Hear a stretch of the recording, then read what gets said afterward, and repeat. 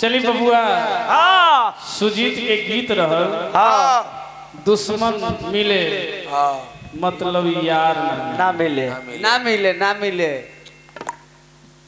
लेकिन हमने के गांव समाज में अगर केहू आगे बढ़ रहल बा धन दौलत में जगह जमीन में प्रगति कर रहल बा तो ओकरा हजारों धोखेबाज मिल जाए। गीत बा आरे धोखेबाज ना मिले अरे धोखेबाज ना मिले हित मित मिले तो मिले लाखों पर धोखेबाज मिले तो मिले लाखों पर धोखेबाज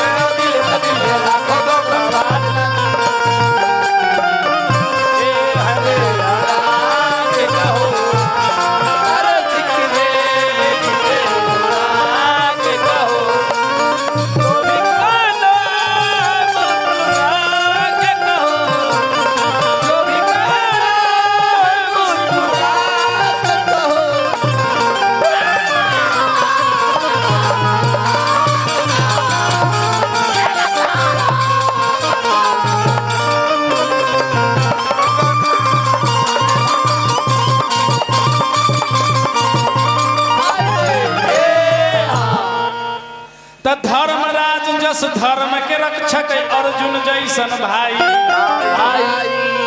आरे द्वारिकाधीश मुरारी संघे आरे निमहे सच्चाई तकेहू के कस दुराचारी ऐसा ने समाज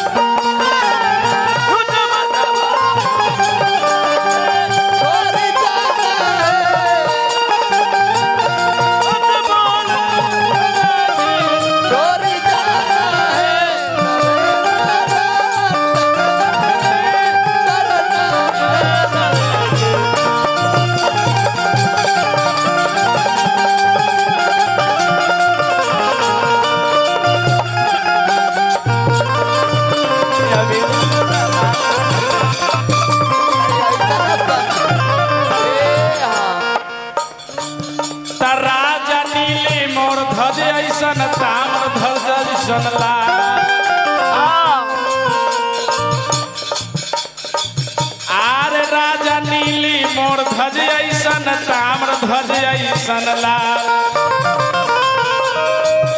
जांच करन में छकित भइले कृष्ण मदना गोपाल रे ओही जा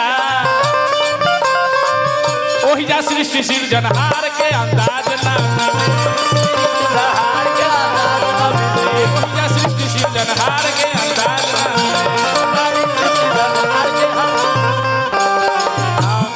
जांच करन में छकित भइले कृष्ण मदन गोपाल ओही जा सृष्टि सिरजनहार के अंदाज ना मिले भक्त मोर ध्वज बिना संत के कुछ खियावल पियावल अन्न जन ग्रहण करत नहीं। एक समय के बात रहा समय के कि एक वो संत ना पहुंचले ना कहानी बहुत लंबा चौड़ा बा यानी जांच करे खातिर भक्त मोर ध्वज के भगवान कृष्ण और अर्जुन दोनों गए और शर्त ई रखल गई कि ई जौन हमार शेर है तहार बेटा के शरीर के भोजन करी है ओहो दहिना भाग के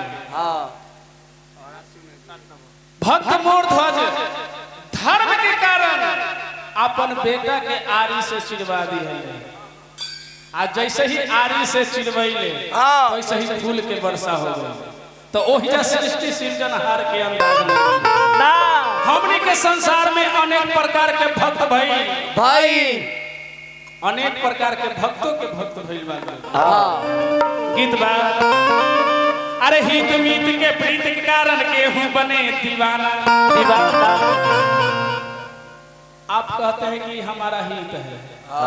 हर व्यक्ति के समाज में अपना अपना कोई हित होता है मित्र होता है। लेकिन किसी का कोई मित्र नहीं है। जब तक पॉकेट में पैसा है तब तक लाखों दोस्त है। पॉकेट से पैसा गायब दोस्ती खत्म। कहते हैं कि हमारा दोस्त है, लेकिन अभी के दोस्ती कलयुग में अभी के दोस्ती नहीं रह गया। हाँ, अगर सुजीत के जनानी अगर खूब सुंदर है तो दोस्ती जारी है। कस का दोस्ती जमल है। आहो में पलंग पर बैठा कर तनी दोसल के तनी चाय पिया हो ना, है ना, वो गोरे गोरे कलाई से नरम नरम हाथ से अगर दोस्त के चाय बढ़ावत रहियो तो दोस्ती सही है। आना तो दोस्ती खत्म। ई है दोस्ती। जी यही है। हित मीत के प्रीत के कारण केहू बने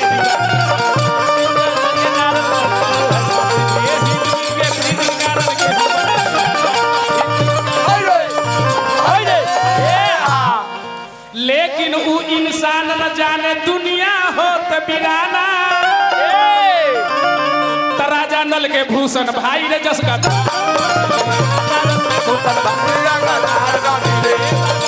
भूषण भाई जस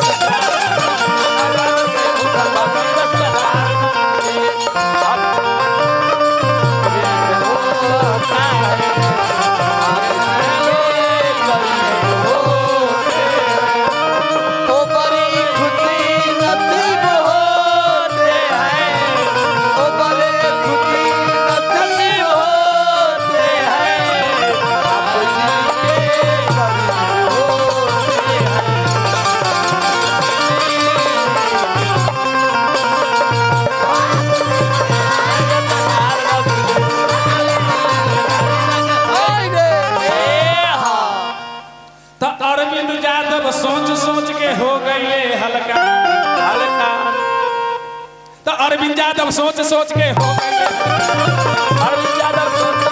गए। अरविंद यादव सोच के हो गए।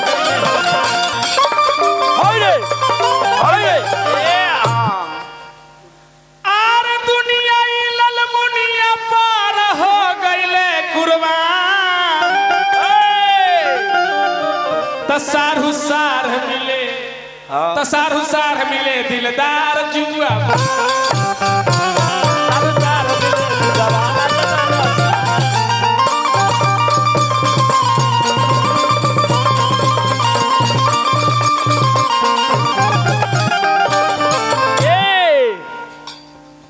एक जना एक जानी से कहत रहे कि ए सबर के फुटनी भेजल ने आव न तहरे ओ न होय छै त तू ही चल ना जा। काम तो दोनों पट्टी बनावे के चीज है।